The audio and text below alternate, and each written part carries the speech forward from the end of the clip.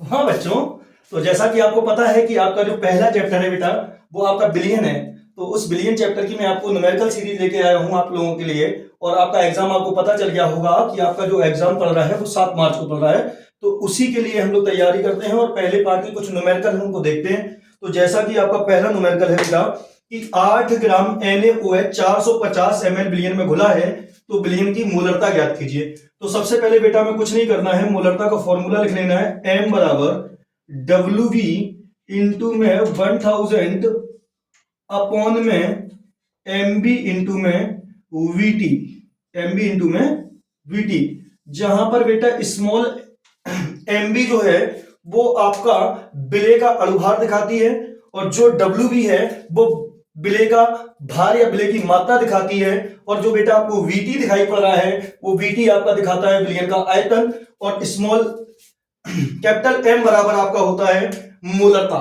तो उस सवाल को हम लोग लगाने की कोशिश करते हैं कि जो आपकी विलय की मात्रा दी गई है वो दी गई WV बराबर 8 ग्राम, और जो आपको विलियन का आयतन VT दिया गया है वो आपको दिया है 450 ml, और आपको MB निकालना है, NaOH का अणुभार निकालना है। तो जैसा कि बेटा आपको पता होता है कि Na जो है उसका जो परमाणु भार होता है वो होता है 23, और Na का एक परमाणु है तो इसको लिखेंगे 23 इंटू में 1 प्लस में O का जो परमाणु भार होता है, O का परमाणु भार होता है बेटा 16, और O का भी कितना परमाणु है, तो O का भी बेटा एक परमाणु है तो 16 इंटू में 1 करेंगे, और प्लस में H जो है आपका वो भी एक है, और H का परमाणु भार होता है वो भी एक होता है बेटा, और H का एक ही परमाणु इसमें उपस्थित है। तो इस तरीके से हम लोग लगाएंगे तो 23 एकम 23 और 16 एकम 16 और 1 एकम 1, इधर पे जो हमें अणुभार मिलेगा वो मिलेगा 23 और 16 प्लस में 1, ये आपका मिलके बन जाएगा 40 बन जाएगा मेरे बेटा।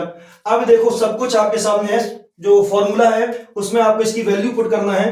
तो कैपिटल M बराबर WV की वैल्यू बेटा 8 ग्राम हो गई, और 1000 की जगह हम लोग 1000 रखेंगे।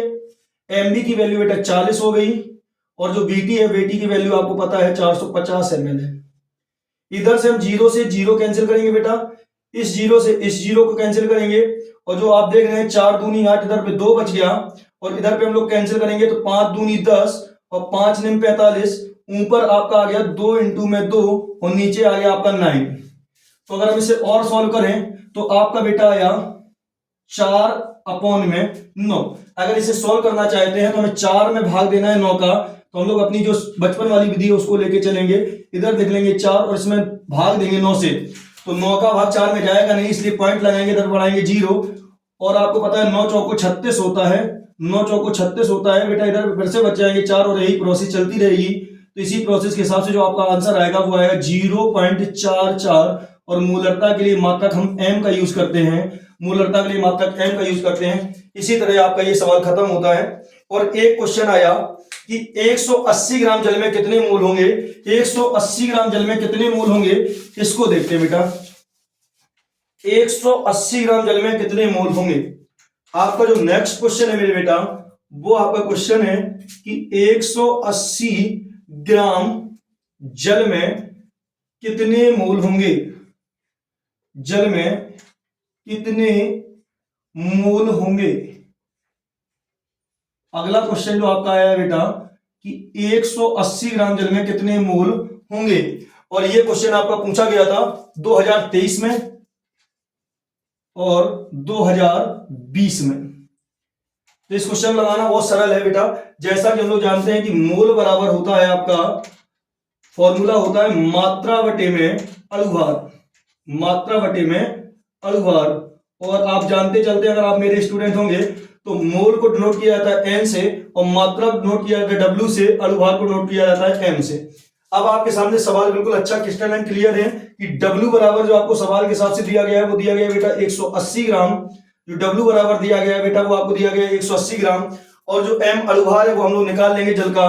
जल का जो अणुभार निकालेंगे वो बेटा कैसे निकलेगा, इधर पे जो H के परमाणु है वो 2 हैं तो 1 इंटू में 2 कर देंगे, और प्लस में O का एक परमाणु है, O का परमाणु भार होता है 16 और इंटू में 1 कर देंगे। तो इधर पे देखेंगे 2 एकम 2 होता है और 16 एकम 16 होता है। इधर से अगर हम लोग निकालें तो H2O का जो अणुभार निकला वो बेटा निकला 18। अब इसी की वैल्यू को हम पुट कर देंगे अपने फॉर्मूला में। तो n बराबर W की जो वैल्यू दी गई है वो दी गई है 180, और जो आपका अणुभार निकल के आया वो निकल के आया 18। 18 से 180 काटेंगे तो आपका जाएगा लगभग 10 बार, लगभग नहीं पूरा पूरा का पूरा 10 बार जाएगा।